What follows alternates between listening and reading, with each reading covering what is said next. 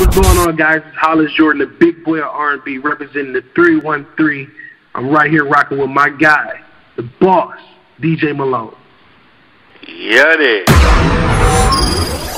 It's the one and only DJ Malone, man. How you guys doing, man? Happy holidays to you and you out there. I really want to say, man, this year has been, I ain't gonna lie, this year's been kind of crazy. And, you know, I'm really looking forward to new beginnings and how everything's going on. And I'm still bringing you guys artists around who are just really on their grind, bro. And this next artist that that's about to come up, I want you guys to really get in tune with him because he got some cool songs, man. And I really am enjoying his vibe and everything. Go ahead and introduce yourself real quick. Hey, how's it going, everybody? My name is Hollis Jordan, the big boy of R&B, representing the 313. Happy to be here with you, DJ Malone. In the building, man. What's going on? 313 is in the building. Detroit, I see you. Yes, sir. Yes, sir. So you're a Midwester just like I am. I'm from Chicago, Illinois. So you're just down the street. That's right. We're neighbors. Definitely, man. Definitely. Say it one more time. I said I got a lot of fam out in the shop. Oh, yeah, definitely, man. Definitely. So I want my listeners to get to know about you and, you know, everything and what you got going on, bro. So I want to go into a time machine real quick. Is that okay? That's perfectly fine. All right, so let's go into a time machine. So where did this all start and where did this all begin? Well, you know, I grew up in a single parent home. My mom had 6 boys, 1 girl. And you know, the main activity around the house was music. My mom was a fantastic singer, still is. My older brother was a music producer, and then I had a sister who was also a singer. She was the first up in the family. So we were the main ones who were really interested in music. My sister, you know, of course, got older, started a family, and music wasn't really something that she wanted to pursue anymore. So I went on my own journey, and I took a liking to it, and I just fell in love with it. My mom got me into all these different programs in school and, you know, around the city of Detroit. And I just, you know, I had a moment where I was like, you know, this is really what I want to do in my life. So I've been knowing this since I was a small child. And, you know, I never gave up, and I continued to level up and just keep going and putting in work and getting better and better. And here we are today with you. Definitely. Now this is a quick question because I really want to kind of paint the picture. At that time, how was the Detroit music scene? You know, it wasn't as booming as it is today, because, you know, you got a lot of artists today. A lot of people that I went to school with when I was doing music, they weren't interested in it. And now everybody's doing music. So the music scene wasn't as popping as it is today. And I was still real young too, so I wasn't able to get into a lot of the clubs and to really see what was going on. But from my perspective, you know, it wasn't as, you know, busy as it is today. If that makes sense. Were you in choir or anything like that? Because I was a bass. So were you in choir? Yes, actually, I started off in a gospel choir, and this was actually my first professional thing that I was doing. So yeah, I was singing with it. It wasn't like a traditional choir though. It wasn't based in a church. It was a traveling choir. So I joined up with that in school. They had a program in school. I got involved, and from that point on, we were just on the road and, you know, going to award shows, doing things that I always dreamt of. I never knew it would take me, you know, so many different places. Definitely. Music inspirations. Because I know you have a very musical background, so I'm assuming that you're very diverse in music. Where and I guess who are some of your inspirations? Who are you growing up to? Growing up, obviously I listened to a lot of Motown artists. And then as a lot of people out there may know, I have artists in my family. And one is the great influential jazz musician Louis Armstrong, who was a sixth cousin of mine. And then I had my other cousin, who was the first female gangster rapper signed with Def Jam Recordings. Her name was Boss. So I grew up listening to a plethora of different music, and then I had inspirations with my sister, my mom, my brother, but mainly Motown and Boss. I really came up on that type of stuff. Yeah. Okay. I like that, man. Now, we're coming into this pandemic stage, and well, we've been in this pandemic stage. How has that been for you, man, music-wise? Because for me, as a DJ, it's been slow, but then it also gave me enough time to reorganize my whole music library. It also gave me time to really work on things that maybe I didn't get to do because I'm always on the move. So how has the pandemic been for you? I would say the same exact thing. Of course, it's very disappointing when you're not able to do live shows like you're used to doing, and obviously making money from that. So we took a big hit in that area, but like you said, just being able to have that time to really think about what's going on and get my music and stuff in order, that's one thing I can appreciate about the pandemic. So I've been practicing a lot on like my songwriting and my production, and then even building a team, like a solid team, because I didn't have all this before, the coronavirus. This happened during. So I built up a solid team, and we got a plan together. And so that's why I really appreciate the pandemic. I know it's a bad thing to a lot of people, but in that area, in that respect, I definitely appreciate the time to be able to get my business in order and my creative side in order. So it's been pretty wild. That's what's up, man. I ain't mad at that, because I think sometimes the small things go a long way. So this gave us a time to really look at things and go over everything, man. So 21 is going to be, I'm hoping it's going to be a better year. Oh, I'm hoping the same thing. I know they got the vaccine now. I'm not opposed to the vaccine, but I don't necessarily know. Well, I'm not going to speak on it, but I'm just praying. We don't know yet. Yeah. We've been seeing a lot of bad stuff in the news about, the reaction to the vaccine, but, who knows if this information is accurate or not. But I'm just praying and hoping that things do get back to normal at some point, or some sort of normal other than what it is now. Okay, dope, man, dope. Now let's talk about your single, "Runaway." Talk to me about that. Yeah, so "Runaway," we released that in September, and that's a record that I wrote with my good friend. He's also an artist, but he's a songwriter, and his name is Chris Music, and we came up with that together. We came to my studio one night, and he was super sick. I mean, I thought he had the corona, but corona wasn't out there, but you would have thought he did.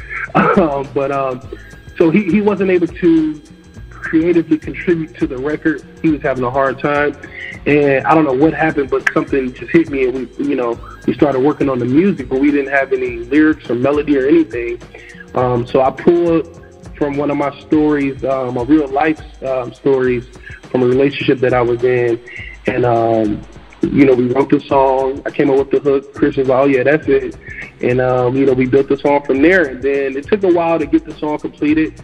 I feel like I needed some sort of female presence on the record, so I called a good friend of mine who is an amazing artist herself, which is Zaire Dene. She's actually from Pontiac, Michigan, and asked her if she would be willing to be a part of the song. I sent it to her, and she loved it, and we cut it like, I want to say, a week later, and then we released it, but we didn't get the response that we thought it was going to get. We thought it was a hit record, and we didn't really get that type of response. So after a few months went by, between March and September, we were just trying to get things cleaned up, and that's when I, started building my team, and my management came into play, and we just revamped the whole thing. We did a new, cover for it. We did a new version of the song, and we put it out, and man, that thing grew legs, and it just started taking off. Now let me ask you this, because I'm big on having the right people around you. So how was that for you, building a team And do you think at this point you think your team is as strong as you feel? Oh, that's a great question. Yeah, I definitely believe that I got a solid team, because before, you got to think, I was doing this all by myself, you know. I was making the music, I was, you know, distributing the music, promoting it, everything.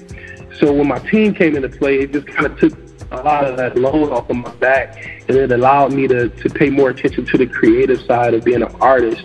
And everything has just been running solid. And then even I had some people that were involved, and it's just they weren't serious. You know, it was a certain way that I like to, you know, a certain way I like to run my business, but everybody wanted to be the star. Everybody wanted to be in the spotlight, and I was like, this is not going to work if we're trying to build a team. You know, and so when these guys came on board, man, and these are veterans in the music business, they work with everybody. I mean, Beyonce and Justin Timberlake. I mean, everybody, Drew Hill. So these are not, you know, amateurs at the business. These are professionals. So getting the guidance and information from them, it really helped me, you know, learn a lot. And then it keeps everything running smoothly. So I'm very, very, very appreciative of the solid team that we have. That's dope, man. And the only reason why I bring that up is because for me, when building my team, it was hard. Like, I don't trust a lot of people. You know what I'm saying? So it was hard for me to, you know, on some instance, like kind of let other people do whatever I knew, because I know who I am inside, and I go hard for myself. And another thing is that you touched on is that everybody's trying to be a star, and I give this analogy to a lot of people. There's only one door, and if everybody is trying to go through that door at the same time, well, the door will break. Sometimes one person has to go through the door and make sure it's solid, and then they reach back out and say, okay, come on through.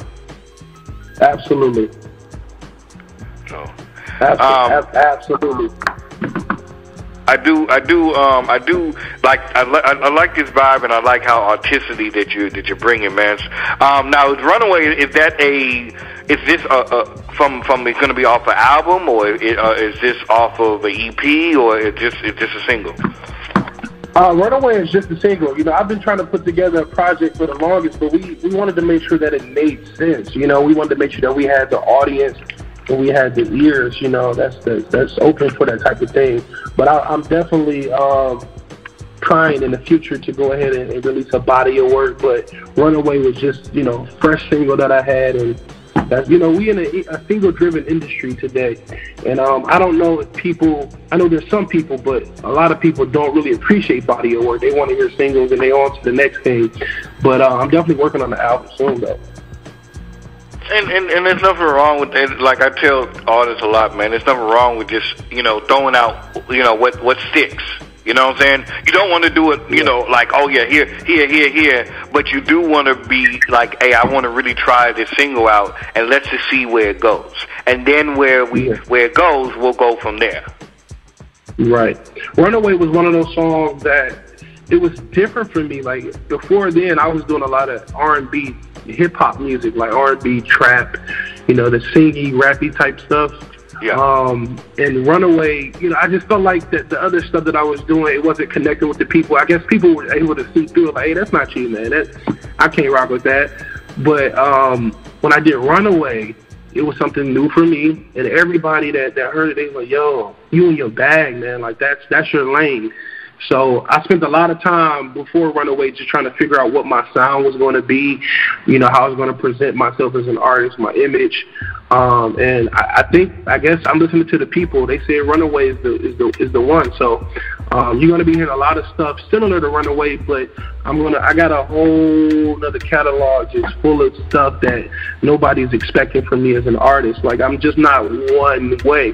So people ask me, like, what type of genre of music would you classify your stuff in? And I just can't seem to think of any, because, I mean, every day I'm making something completely different from what I did the last time. Yeah.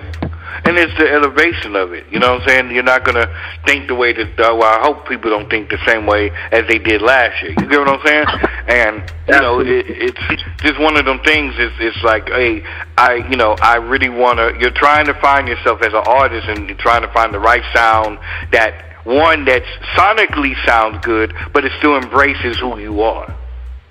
Right, absolutely. I agree with that 100%.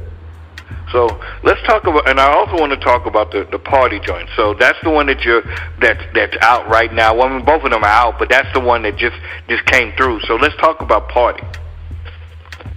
Yes, Party was produced by a super producer from Detroit. I think he resides in Atlanta now. His name is Jupiter, and he's produced for some of the biggest artists: Chris Brown, Monica, Snoop Dogg. I mean, just to name a few. And I had always wanted to work with this guy, but I always felt like he was on a much larger level. I was like, there's no way I'm going to ever reach this guy ever. Like, you know, I'm just trying to figure out how I can get his attention so we could do some music together, because I knew he was going to make a banger. So I don't know how this worked, man. I guess I manifested it. A lot of the stuff that's been happening, man, I just manifested. I've always wanted it, and it's now that it's here, it's kind of like surreal. But we got in the studio one night, and you know, he started working. He was playing some beats. I'm like, nah, man, that ain't it. I need something fresh. We got to come up with something like just me and you, like new. So he started working on it, and I was like, yo, I don't need to hear no more. I already know what I'm gonna say. I know the melody. I had everything locked in. We ended up not recording the song that night, and I did it the next day when everybody left. And you know, you had Party, and then I started performing it at like different clubs and, you know, online venues, and everybody was just rocking with it. Like, I noticed a lot of people like to hustle to it. It's like one of them songs you can hustle to, and I don't know. This one may be bigger than Runaway. I don't know. Runaway may keep going, but I'm really messing with Party, and a lot of people seem to like it as well. Okay, cool. And now, is there videos out there? I know there's a video out there there's a video out there for Runaway, correct? Yeah, Runaway is out. Yep, that video. Okay, is out. And Party, is there a video for that? Videos coming soon. Soon. Make sure. Yeah, we get ready to shoot. I think we get ready to shoot in a couple weeks, actually. Okay, definitely. Let me talk to black people. Black people, make sure you support this artist. I tell people that because black people don't, they high, man. They just want to do their own thing, and I ain't got time for that. You know what I'm saying? Yes, sir. Definitely, man. Definitely. So, let me ask you this: who would you like to work with going into the future? I know it's probably a cliche answer, but I'm willing to work with anyone who wants to work with me. I appreciate music. I appreciate what other people do to contribute to the culture, and I'm just open to work with anybody. But if I had to just pick a few, like ultimate, you know, collaborations, I would say Beyonce. Rodney Jerkins, the producer, phenomenal producer, and I'd probably say Ed Sheeran. I really like Ed Sheeran a lot. Ed Sheeran helped me a lot in my career, whether he knows it or not. Like his song, Thinking Out Loud, I started this thing. I would sing on the streets. I started maybe 2 years ago. Started singing on the streets, and that was like the biggest hit. Like everybody loved that song. So those would probably be my main three ultimate collaborations. But like I said, I'm willing to work with anyone who wants to work with me. Definitely, man. I really do appreciate all the love, man, that you've been given and everything, man. It's really been a pleasure talking to you. We're almost down to nitty gritty, but I wanted to ask you this: where do you see yourself in the next 3 years? The next 3 years, believe it or not, man, I plan on being one of the biggest acts in the music business in 3 years, maybe sooner. Who knows? But I'm working really hard to be a household name and have people love and appreciate the work that I do. And it's just so many things that I'm looking forward to, and I know it's going to come. I'm just being patient. I'm doing the groundwork, and I'm just, you know, building from here. But 3 years, I'm telling you, I'm going to be one of those artists. I hear that, man. Hey, put that stuff in existence, bro. Put it into existence. You know what I'm saying? Speak upon it. Yes, sir. So definitely, bro. Where can the people find you? The Facebook, Twitter, everything? Yes, every social media platform. My name is Hollis Jordan. It's spelled HOLLISJORDAN. I'm on Instagram, Facebook, Twitter, Snapchat, TikTok, YouTube, everywhere. Hollis Jordan. Hollis Jordan, man. Make sure you guys check him out, everything. Make sure you guys check out the Runaway video. It's out right now on YouTube and all the streaming platforms. Make sure you guys check out Party. I'm excited to see everything what's going to happen for you, Hollis. I really am. Well, I appreciate you too, DJ Malone, for having me on the show and being a part of this journey. And hopefully one day I can come down to the Chi and see you in person and we can really kick it. Oh, yeah, man, definitely, most definitely. Hollis, man, I do appreciate you. And like I said, if you ever need anything, don't hesitate to give me a call, man, or anything, bro. I'm going to follow you on my Instagram. My Instagram is going to be DJ Malone Pro. Okay, you got it, boss. Let's stay connected, man. Definitely, I appreciate you for having me today. Keep it live. Yo, this is Travis Scott. It's your boy, Lil Baby. This is Drizzy Drake. With Chi-Town Urban Radio. Okay.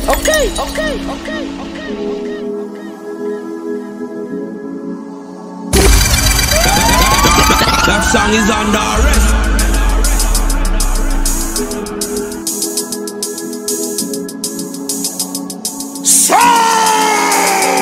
I see you coming closer. When you shaking your body and moving in motion, you make me want ya. You know how this don't back, so let me take you home now. Twerk it on me, body on body. She know I'm a sleaze. She know I got money, but her lust for free. Damn, she a baddie, might keep up for me. Ooh, let's run away while listening to Marvin Gaye. Stop hesitating, girl, don't play. And we ain't gotta tell nobody. Let's run away while listening to Marvin Gaye. Stop hesitating, girl, don't play. You know you want it, so I'ma give it to you. Don't stop, let's have a private party. All night, let me caress your body. I really wanna see you get naughty. You're my medicine when I'm sick, hot toddy. You showing me that you are the only one I love and need. Used to catch bodies like a felony. Damn, she a baddie, want her just for me, Ooh, let's run away while listening to Marvin Gaye. Stop hesitating, girl, don't play. And we ain't gotta tell nobody. Let's run away while listening to Marvin Gaye. Stop hesitating, girl, don't play. You know you want it, so I'ma give it to you.